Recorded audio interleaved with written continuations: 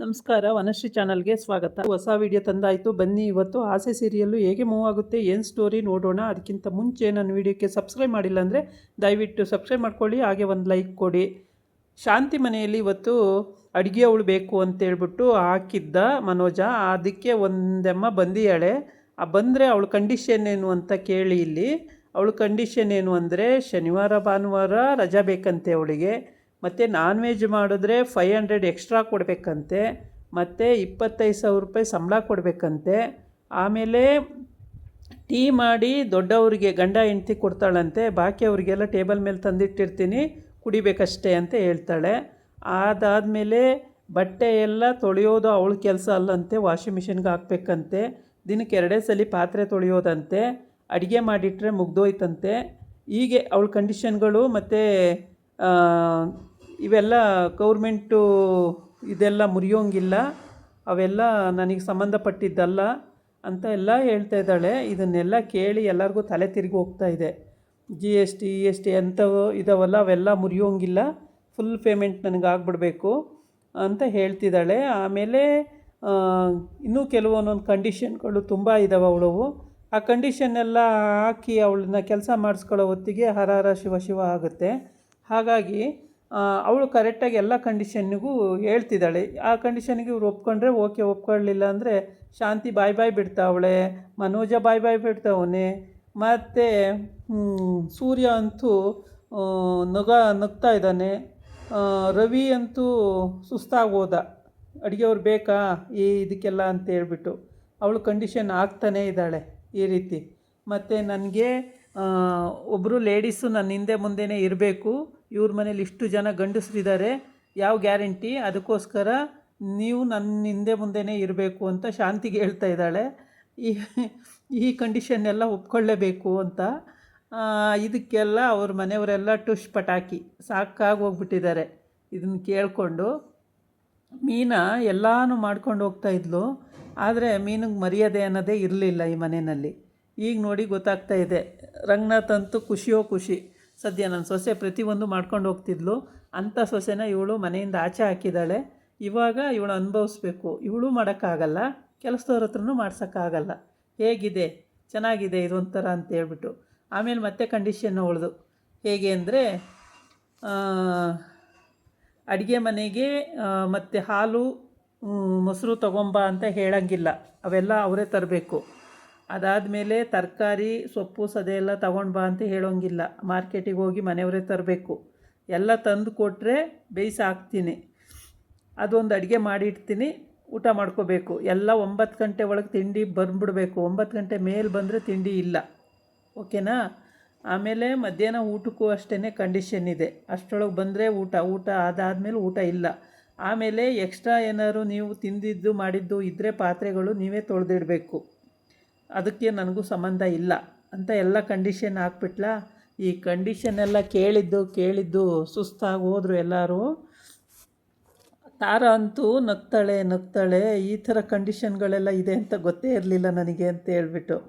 ಆಗ ಸೂರ್ಯ ಹೇಳ್ತಾನೆ, ಈ ಕಂಡೀಷನ್ನೆಲ್ಲ ನಮ್ಮ ಮೀನಿಗೆ ಇರಲಿಲ್ಲ ಅಲ್ವಾ, ಮೀನಾ ಎಲ್ಲರಿಗೂ ಮಾಡ್ತಾಯಿದ್ಲು, ಇನ್ಕ್ಲೂಡು ತಾರುನಿಂದ ಹಿಡಿದು ಎಲ್ಲರಿಗೂ ಸೌಕರ್ಯ ಮಾಡ್ತಾಯಿದ್ಲು. ಆದರೆ ಅವಳಿಗೆ ಮಾಡಿದ್ದೇನು ನೀವೆಲ್ಲ ಸೇರಿಕೊಂಡು, ಅವಮಾನ ಮರ್ಯಾದೆ ಇಲ್ದಂಗೆ ಅವಳನ್ನು ಅದು ಮಾಡಬೇಡ ಇದು ಮಾಡಬೇಡ ಅಂತೆಲ್ಲ ಅವಮಾನ ಮಾಡಿದ್ರಿ ಅಲ್ವಾ. ಹೆಚ್ಚಿಗೆ ಶಾಂತಿನೇ ನಮ್ಮ ಶಾಂತಿನೇ ನನ್ನ ಹೆಂಡ್ತಿಗೆ ಹಿಂಸೆ ಕೊಟ್ಟಿದ್ದು ಅಂದರೆ, ಈಗ ಕಣ್ಕೊಂಡು ಬಿಡೋದು ನೋಡು, ಅವಳು ಕೇಳೋ ಕ್ವಶನಿಗೆ ಕಣ್ಕೊಂಡು ಬಿಡ್ತಾ ಇದ್ದಾರೆ.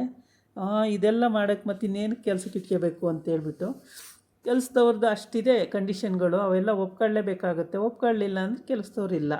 ಹೀಗೆ ಸೂರ್ಯ ನಗ್ತಾ ಇರ್ತಾನೆ, ಆಗಬೇಕಾಗಿದ್ದೆ ಶಾಂತಿಗೆ ಅಂತೇಳ್ಬಿಟ್ಟು. ಆಮೇಲೆ ರಂಗನಾಥ ಹೇಳ್ತಾನೆ, ಮೀನಾ ಅಷ್ಟು ಕೆಲಸ ಮಾಡಿದ್ರೂ ಅವಳಿಗೆ ಗೌರವ ಅನ್ನೋದಿಲ್ಲ, ಮರ್ಯಾದೆ ಅನ್ನೋದಿಲ್ಲ, ಅವಳನ್ನ ಕಾಳು ಕಸ ಕಂಡಂಗೆ ಕಾಣ್ತಾಯಿದ್ಲು, ಈಗ ನೋಡು ಹೆಂಗಿದೆ ಕತೆ ಅಂತೇಳಿ. ಆಮೇಲೆ ಶಾಂತಿ ಹೇಳ್ತಾಳೆ, ಇಷ್ಟೆಲ್ಲ ಕಂಡೀಷನ್ನಿಗೆ ಮೀನನ್ನೇ ಬಂದು ಮಾಡಲಿ ಅಂತ ಹೇಳ್ತಾಳೆ. ಅದಕ್ಕೆ ಸೂರ್ಯ ಹೇಳ್ತಾನೆ, ಮೀನಾ ಯಾಕೆ ಬರಬೇಕು, ನೀವು ಮಾಡ್ಕೊಳ್ಳಿ, ಕೆಲಸದವ್ರಿಗೆಲ್ಲ ಮಾಡಿಸ್ಕೊಳ್ಳಿ ಅಂತ.